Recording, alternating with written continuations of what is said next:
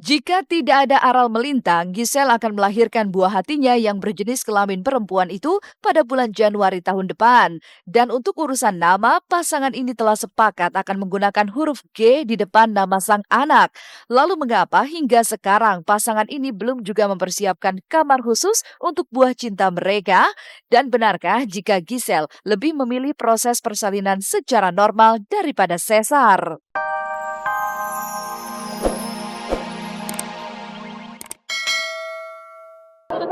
Masih negatif aja sih. Udah saya ini untuk Upaya pihak kepolisian untuk membuktikan soal siapa yang tengah berbohong dan berpura-pura dalam kasus ini memang telah memasuki babak baru. Bahkan sebagai pelapor, Johnson pun telah melakukan pemeriksaan, meski dirinya sempat mangkir 2 kali.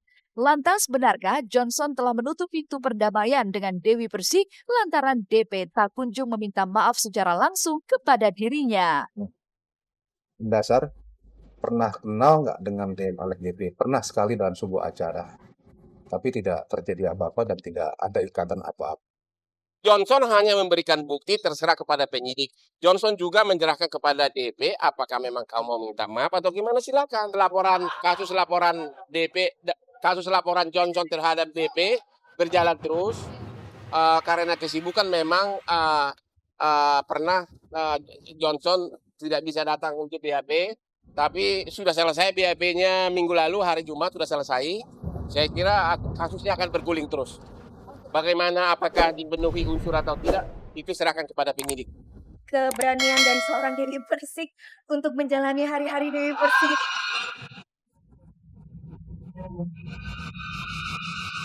Tak hanya masyarakat yang menaruh harapan kepada Presiden Republik Indonesia yang ke-7, sejumlah artis juga menaruh harapan yang besar terhadap Presiden Joko Widodo dan Wakil Presiden Yusuf Kala. Temukan kisah sesaat lagi hanya di Celeb on Cam.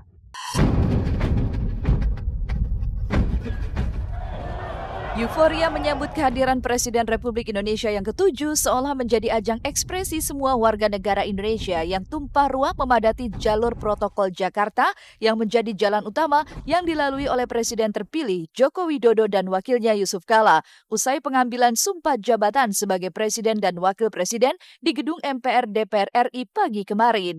Bahkan sejumlah masyarakat dari berbagai daerah, suku, etnis, golongan juga generasi semua tumpah ruah berpartisipasi menyambut sang pemimpin yang digadang-gadang akan membawa perubahan bagi negeri ini.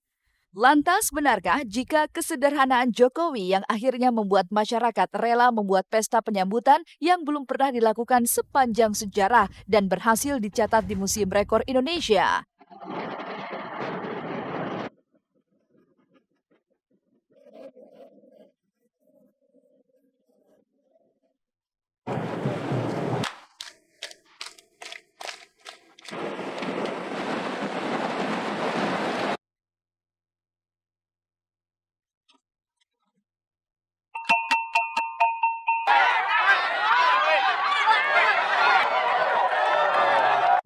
Jokowi dengan JK dengan stylenya sendiri-sendiri, tapi kami tahu, masyarakat tahu bahwa mereka punya kemurnian hati, ketulusan hati untuk bicara soal Indonesia.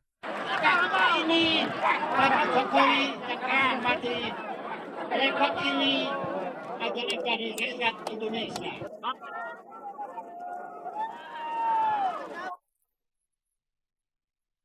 Dalam pesta rakyat kemarin yang berlangsung cukup meriah, berbagai macam makanan, minuman juga jajanan disediakan secara gratis. Lantas benarkah jika apa yang dilakukan oleh penjual makanan ini sebagai bentuk dukungan mereka agar presiden terpilih tetap memihak pada wong cilik?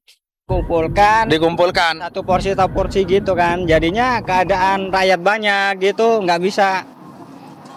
Jadinya apa ya, mau ngelayanin seporsi satu orang gini-gini nggak bisa. Semua pada nyerbu gitu. Pada serbu gitu. Pada ngambil Kualan, yang layanin kualan. sama Merayat, yang penting merayat ya. kayak apa ya, kayak menghargai. Iya, menghargai sama pedagang. Mungkin lebih merakyat ya. Kita sih berharap banyak kepada Pak Jokowi karena Pak Jokowi pilihan rakyat dan semoga juga untuk rakyat dari rakyat.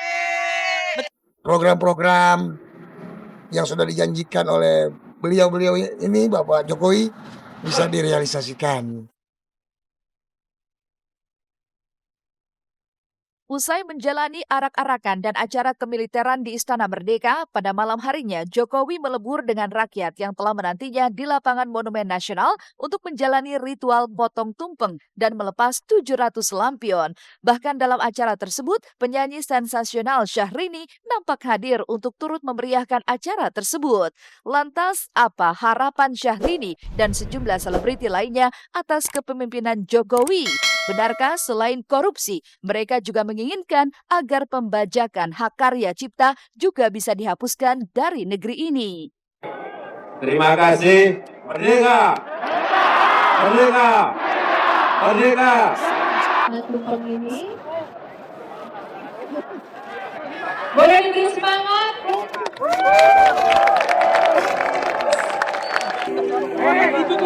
Itu paling tinggi ya. Nah, itu.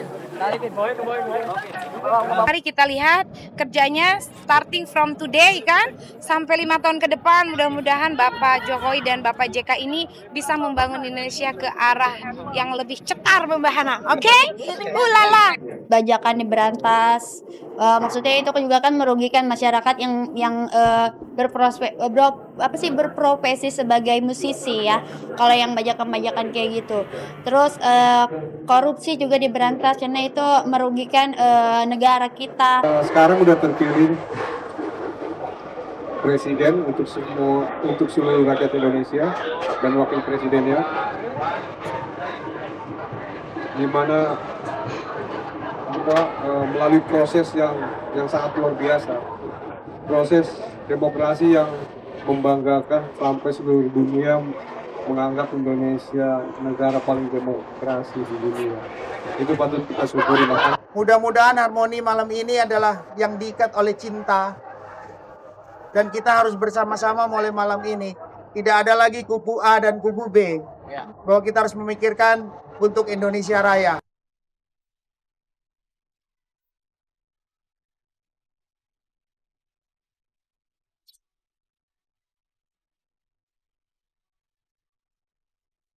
Benarkah jika Ayu Ting Ting kembali bertemu dengan mantan suaminya Angie di pesta pernikahan Raffi dan Nagita? Temukan kisahnya sesaat lagi hanya di Celeb on Cam. Gara-gara menjadi salah satu pengisi acara di resepsi pernikahan Raffi Ahmad dan Nagita Slavina Minggu malam kemarin, Ayu Ting Ting kabarnya kembali bersua dengan mantan suaminya Hendri Baskoro Hendarso alias Angie. Bahkan kabarnya dalam perjumpaannya itu, Angie dan Ayu memang tak sempat bertegur sapa. Lantas benarkah Angie terpesona melihat Ayu untuk kali pertamanya setelah hampir 1 tahun tak dilihatnya? Dan apa yang membuat Angie belum mau membuka hatinya untuk wanita lain? Ada, saya nggak ada pasangan. Bisa, mau pacaran. Kita juga teman semua. Nggak mau, saya trauma. Kalau saya nyanyi dia ngeliatin, dia tahu muka saya, dia kenal suara saya.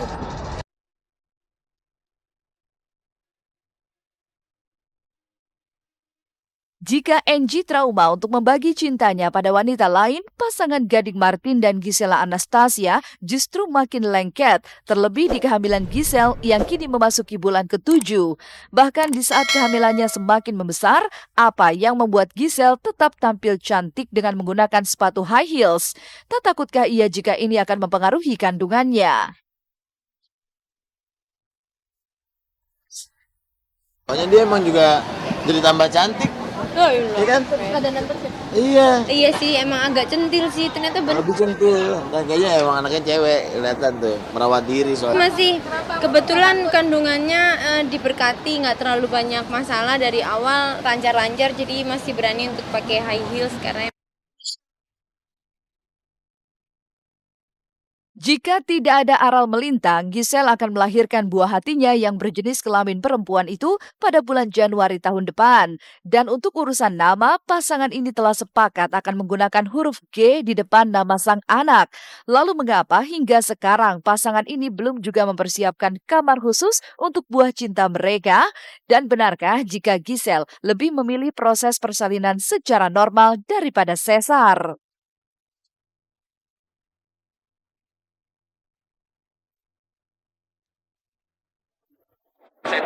apa aja lah kalau bisa dikasih normalin. nggak tahu. Nanti tunggu perkembangan kan. Kadang-kadang maunya normal, Ya, tapi harus yang mana aja ada sakitnya, ada susahnya, jadi sama aja lah.